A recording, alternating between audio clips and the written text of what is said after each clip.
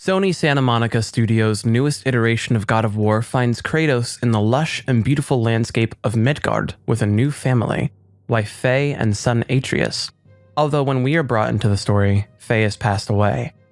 Previous games took place in Greece and pulled from Greek mythology, but this game pulls from Norse mythology and probably takes place somewhere in Scandinavia. At the core of it, the game is about a grieving father and son getting to know one another on the journey to scatter their wife and mother's ashes. It's clear right from the beginning that Kratos and Atreus have a very formal and distant relationship. One of the first interactions the player experiences with them is Atreus demonstrating his hunting skills to Kratos. Kratos states the reason behind this is to make sure Atreus is up for the journey to scatter his mother's ashes.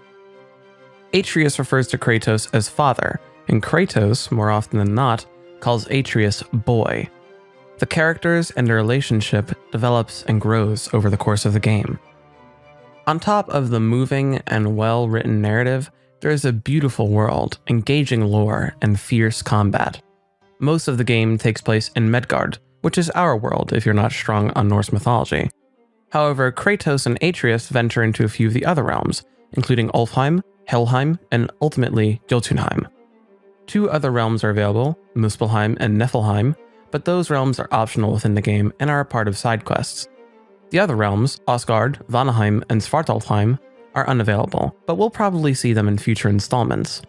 Each realm is unique and presents a different feel, from the colors present in the world to the sounds that are heard.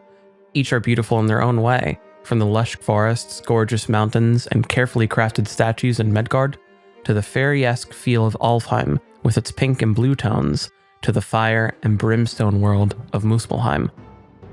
Within the game are opportunities to learn more about the world Kratos and Atreus live in, with a plethora of lore laying around to be discovered. If lore isn't your thing, it's easy enough to ignore, even when you pick it up, since it's Atreus reading and commenting on it. Later within the game though, a new party in the form of Mimir joins you and expands on all the lore that you collect during downtime on your adventure.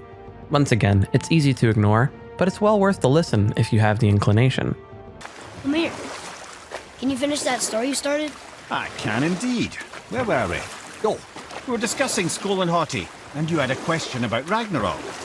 Yes. Ragnarok is supposed to be Odin's doom, isn't it? Why would he set the wolves loose if it fulfills the prophecy? Precisely the question, lad. Lastly is the combat within the game. It's simple enough, easy to learn, and as long as you're not playing on the Give Me God of War difficulty, relatively forgiving. You can tell the difficulty of your enemies based on the color of their health bars.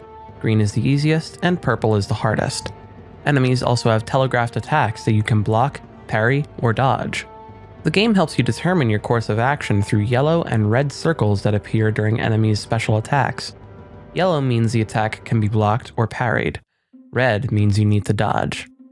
You start the game with your Leviathan axe, but once you've made progress further into the game, you'll also gain access to the Blades of Chaos.